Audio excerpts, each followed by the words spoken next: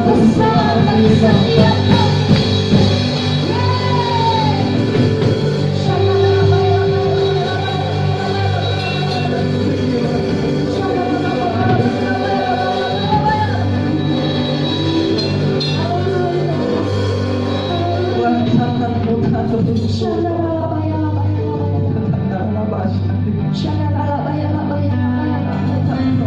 kami punya Allah yang dahsyat, yang ajaib. Menjadi raja pemenang di dalam hidup kami. Kami adalah umat-umat pemenang yang bisa mengatasi segala situasi. Dan kami menang di dalam Tuhan. Menjadi anak-anak Tuhan, pewaris kerajaan surga. Terima kasih buat kemenangan yang Tuhan berikan. Terima kasih. Segala pujian, kehormatan, hanya Tuhan yang layak. Kami sembah, kami puji, kami tinggikan. Dalam nama Yesus, kami berdoa dan mengucap syukur. Haleluya, haleluya. Mari kita katakan amin. Haleluya. Haleluya.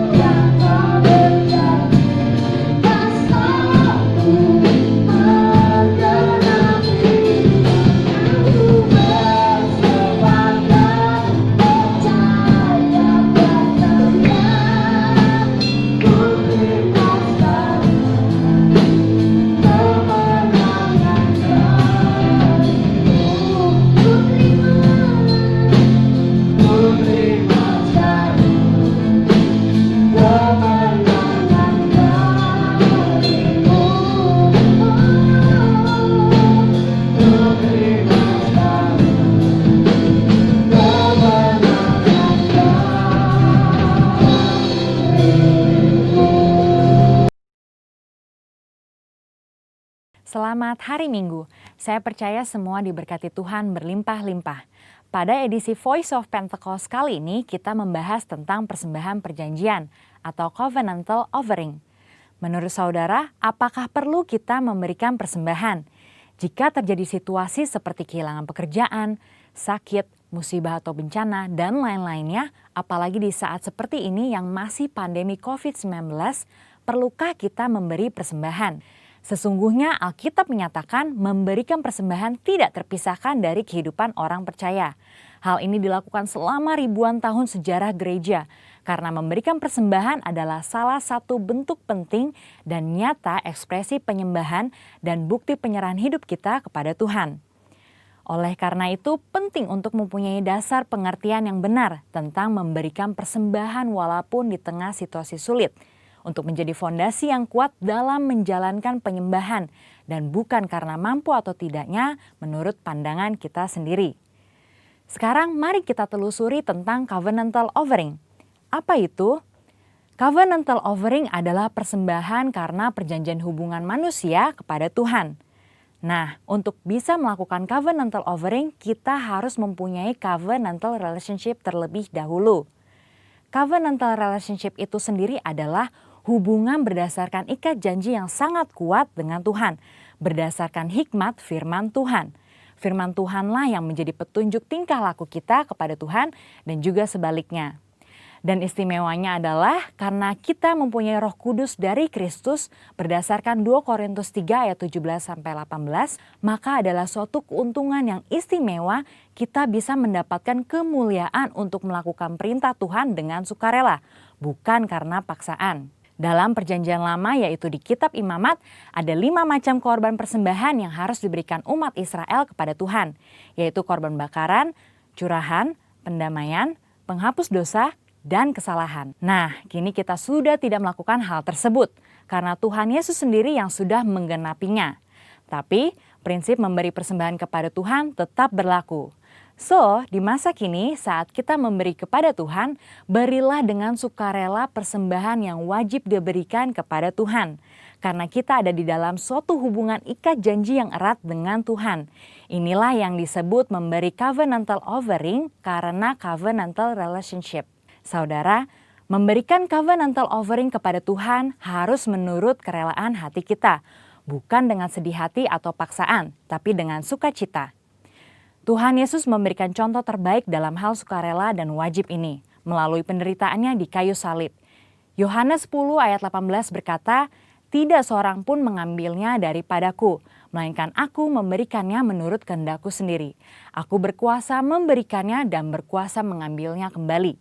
Inilah tugas yang kuterima dari Bapakku." Pada satu sisi, Yesus diwajibkan untuk mengalami penderitaan salib karena dia adalah anak domba Allah yang menghapus dosa. Tapi di sisi lain, menyerahkan nyawanya dengan sukarela. Mengapa Yesus lakukan itu? Karena ia setia pada perjanjian covenantalnya untuk mengasihi kita. Tuhan lebih dulu mengasihi dan memberkati sehingga kita sudah selayaknya membalas kepada Tuhan dengan memberi persembahan kepadanya. Pemberian covenantal offering kita lakukan di dalam 1.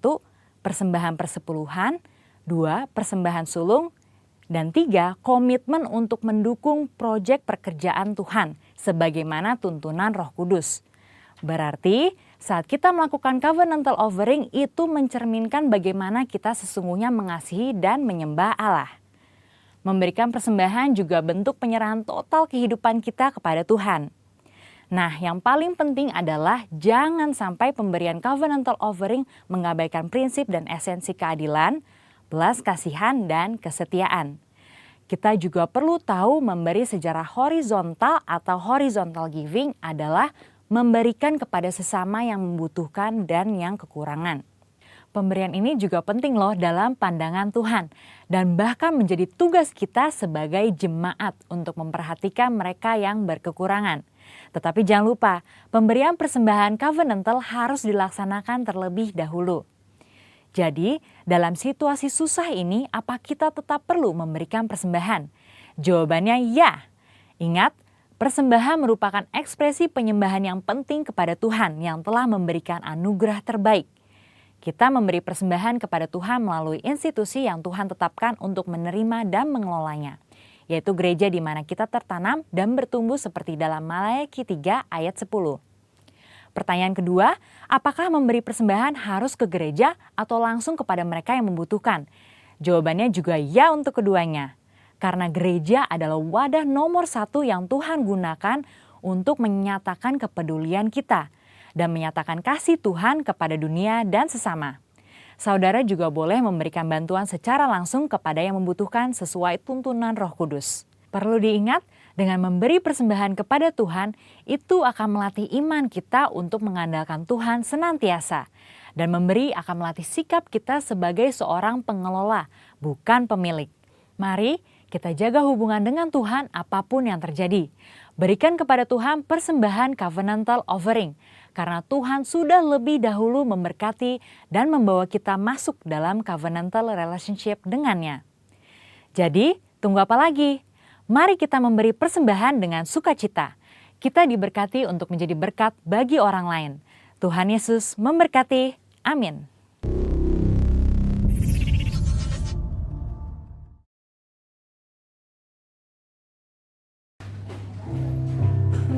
Bapa, kami telah masuk hadirat-Mu dengan memuji dan menyembah Tuhan. Terima kasih kasih-Mu yang mengalir kepada kami Tuhan, membawa kami semakin mengerti rencana-Mu, bahwa tidak lama lagi Engkau akan datang menjemput gereja-Mu, mempelai-Mu, sehingga kami Tuhan mempersiapkan hidup kami Tuhan. Terima kasih Tuhan. Terima kasih Bapak buat waktu, sisa waktu hidup kami mau dengarkan firman-Mu. Urapi kami semua Tuhan.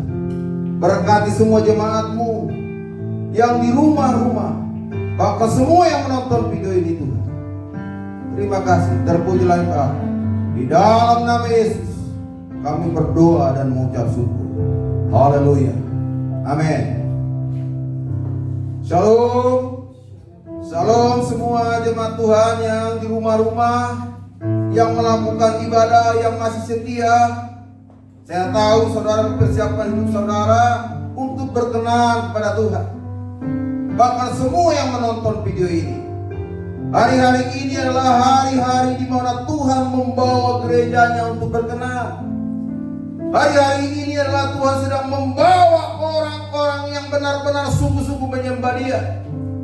Hari-hari ini adalah Tuhan membuat sesuatu pemisahan, yang itu adalah yang hidup menyembah dalam roh dan kebenaran. Saya percaya setiap saudara yang di rumah-rumah, bahkan semua keluarga yang menonton video ini, tahu bahwa inilah hari-hari yang sepi dan tidak lama lagi Yesus akan datang. Sehingga engkau, saudara semua yang di rumah-rumah mempersiapkan hidupnya kepada Tuhan. Mari kita dengarkan firman Tuhan. Kita baca Yohanes 4 ayat 23 sampai 24. Saya akan bacakan buat saudara.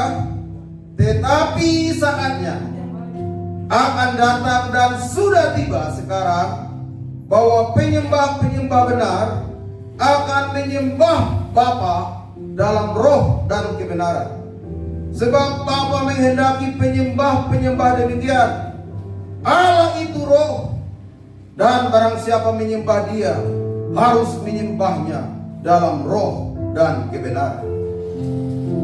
Ini adalah firman Tuhan, perjumpaan pribadi, yaitu perempuan Samaria dengan Yesus di sumur Yakub.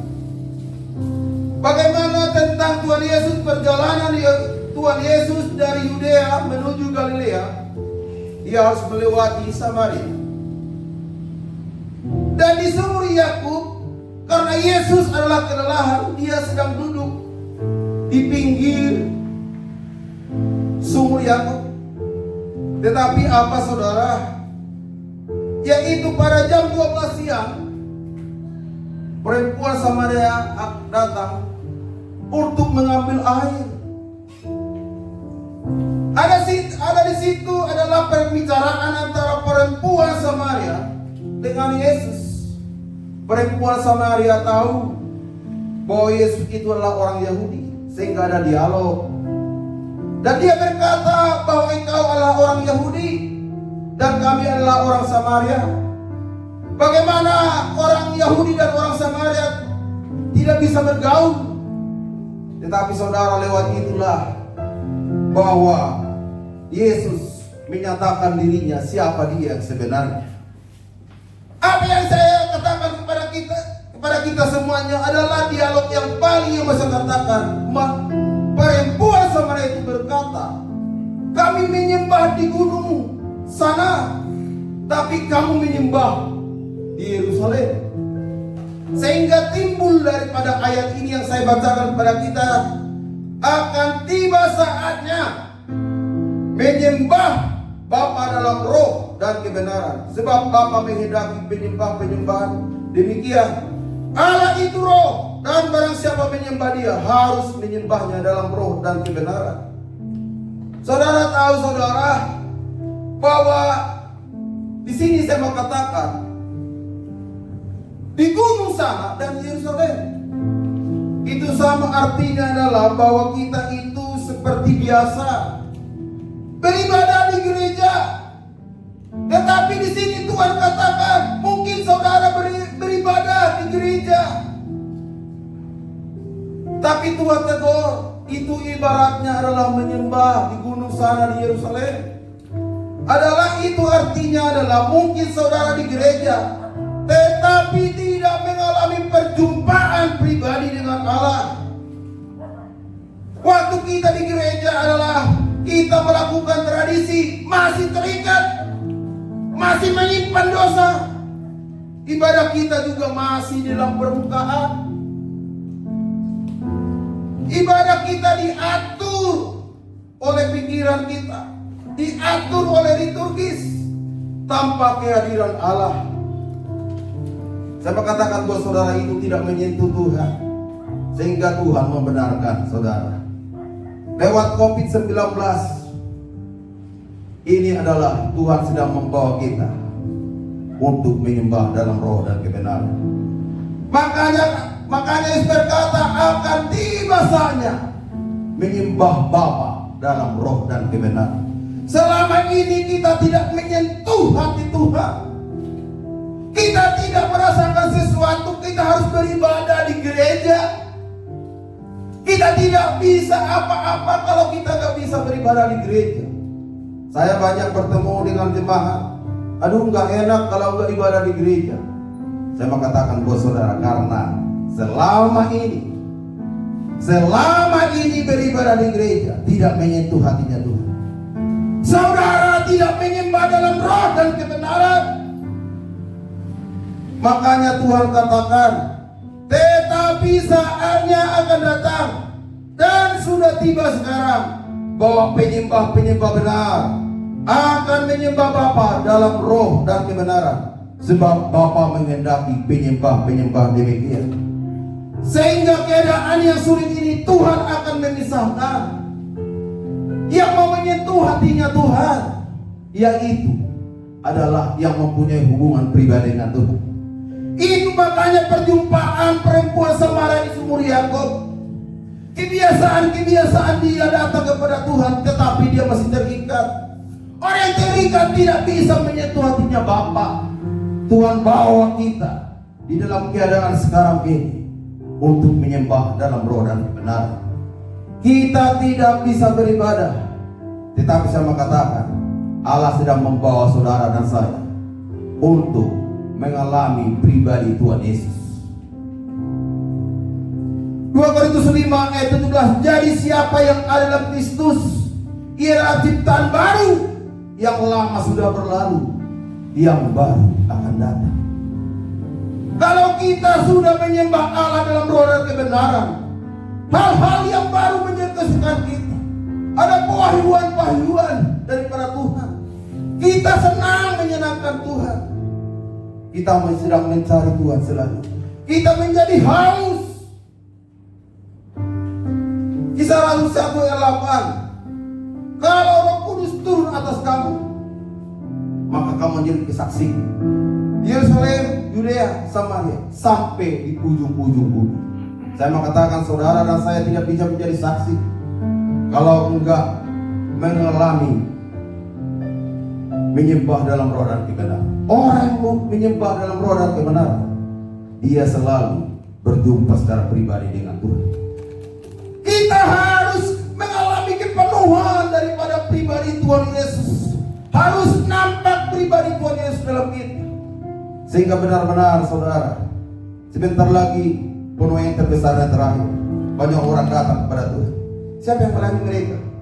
Adalah kita yang mengalami pribadi Yesus sendiri. Saya percaya jika saudara yang di rumah-rumah, yang beribadah di rumah-rumah, yang mendengar video ini, jika saudara mengalami perjumpaan pribadi dengan Tuhan Yesus, saudaralah yang melayani nanti akan datang kepada Tuhan. Saya percaya lewat COVID-19 nanti selesai, akan banyak orang datang kepada Tuhan. Saudara siap? Saudara siap akan membawa jiwa-jiwa kepada Tuhan, mempersiapkan mereka untuk menjelang kedatangan Tuhan, mempersiapkan mereka lebih mengenal Tuhan. Saya mau katakan buat saudara yang di rumah-rumah, jika selama ini saudara hanya di permukaan menyembah Tuhan, saudara tidak menyentuh hatinya Tuhan. Orang menyentuh hatinya Tuhan, dia mengalami perjumpaan pribadi dengan Tuhan. Setiap pagi dia harus datang kepada Tuhan. Dia harus menyembah dalam roh dan kebenaran, tidak diatur dengan kata-kata. Yaitu pribadi sampai mengalami adalah pribadi Tuhan dalam kita. Saya percaya jika saudara alami itu, saudara akan beda dengan yang lain. Saudara menjadi saksi dimanapun, saudara akan menjadi saksi. Perkataanmu akan beda, penuh dengan kuasa. Dan hari-hari ini Tuhan mau membawa kita supaya mengalami kuasa penuh, sehingga kuasa itu akan transfer kepada orang yang membutuhkan. Banyak orang nanti membutuhkan Tuhan, masih mengenal hanya sepintas. Tetapi saya mau katakan buat saudara, saudara akan melayani itu. Saudara yang di rumah-rumah, saudara menangkap saudara apa yang saya sampaikan. Saya percaya jika menangkap apa yang saya sampaikan itu saudara tidak tahan. Saya percaya rohmu akan melompat karena engkau penuh dengan Roh Kudus. Karena engkau terbiasa menyembah Allah dalam roh dan kebenaran. Setiap hari engkau saudara datang kepada Tuhan. Tanpa Tuhan saudara tidak bisa berbuat apa-apa. Sampai saya pribadi juga tanpa Tuhan tidak bisa berbuat apa-apa.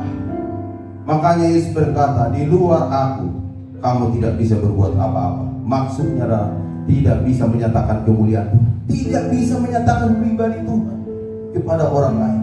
Tidak bisa orang lain melihat pribadi Tuhan di dalam hidup kita, pribadi Yesus dalam hidup kita. Tapi ini saya katakan, ini hari-hari yang terakhir ini, jika saudara tidak mengalami perjumpaan pribadi dengan Tuhan, ini waktunya. Ini waktunya buat saudara, datanglah kepada Tuhan. Akuilah dosa-dosamu kepada Tuhan. Yohanes 1 ayat 9, Ia setia dan adil, dan Ia, jika kita mengaku dosa kita, maka Ia akan mengampuni segala dosa kita. Saya mau katakan, jika selama ini saudara beribadah masih terikat dosa, datang, akui, Dia akan mengampuni segala dosa kita. Dan mulailah secara pribadi di pagi hari datang menyembah Tuhan. Lihat dan baca firman Tuhan, lihat bahwa karya Roh Kudus akan mendorong saudara untuk lebih dekat kepada Tuhan, sehingga saudara gak tahan, karena Tuhan membawa saudara di dalam kemuliaan Tuhan. Karena Tuhan akan membawa saudara kepada hal-hal yang rohani. Tuhan membawa kepada saudara adalah pewahyuan yang baru. Tuhan membawa saudara kepada berkat-berkat, yaitu berkat rohani.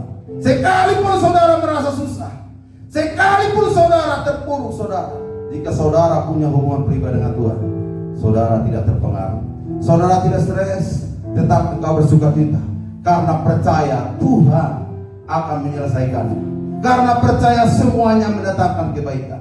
Makanya saya katakan jemaat GBI Anugerah Kali Berkat, semua yang menonton video ini, bangkitlah.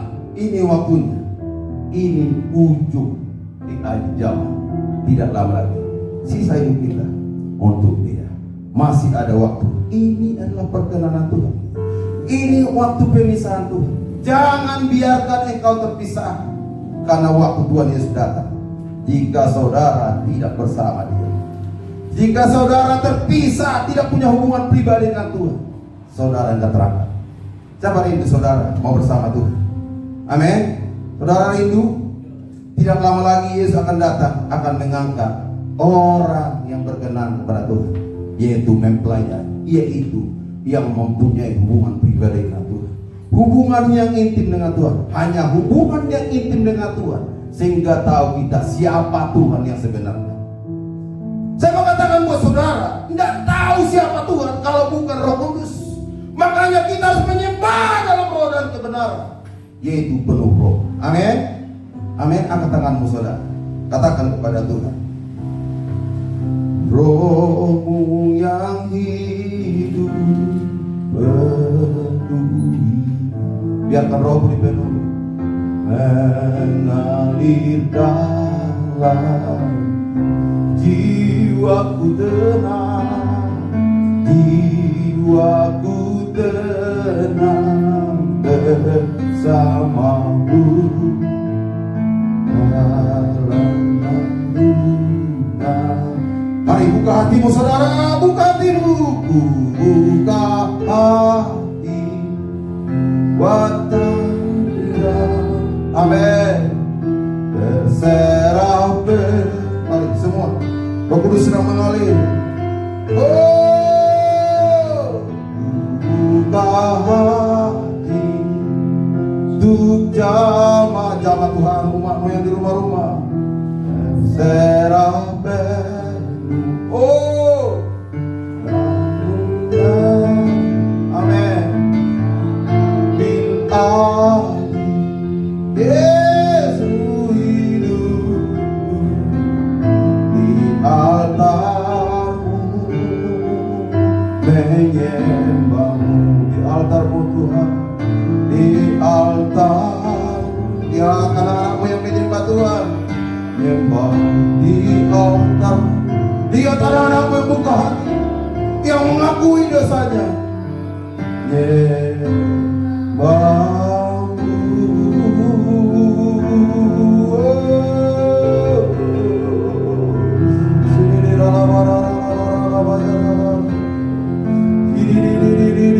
Buka hati, buka.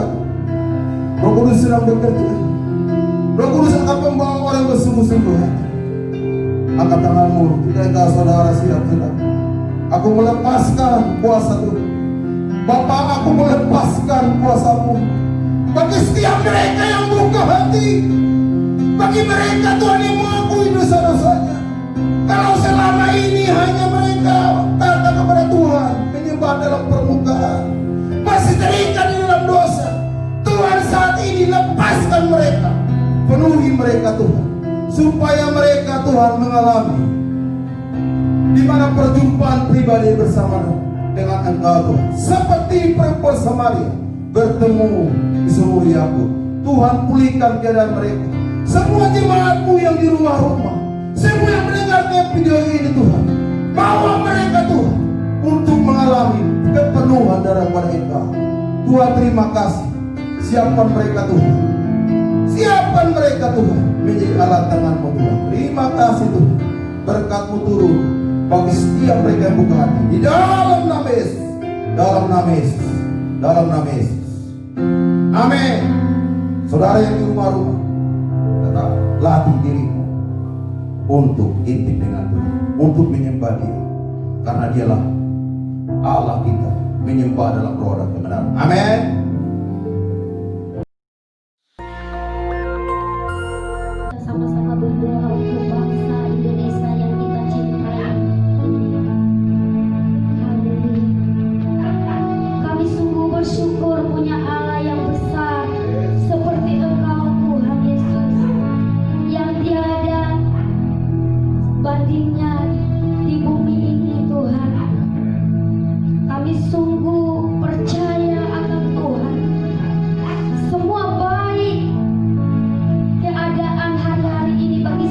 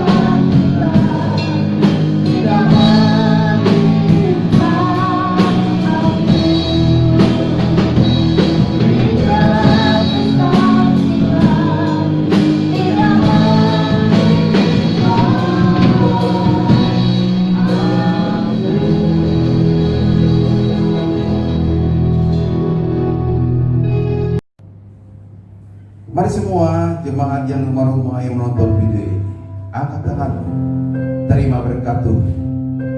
Kasih anugerah, damai sejahtera dari Bapa di surga, berlimpah-limpah-limpah akan dicurahkan di dalam Yesus Kristus, Anak yang tunggal, dalam persekutuan yang Maha Roh Kudus yang menghibur kita, menuntun kita, membawa kita sempurna bertemu dengan Yesus yang akan bermain. Bahkan kita akan bersama Dia kekal sampai selama-lamanya. Yang percaya sama-sama katakan amin. Tuhan Yesus memberkati kita semua.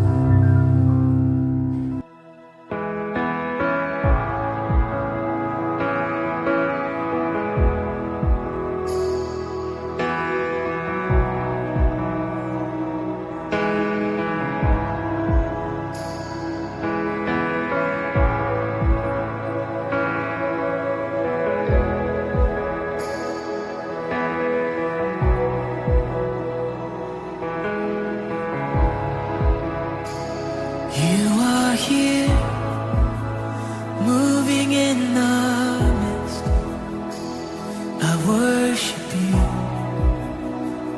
I worship you. You are here, working in this place. I worship you, I worship you.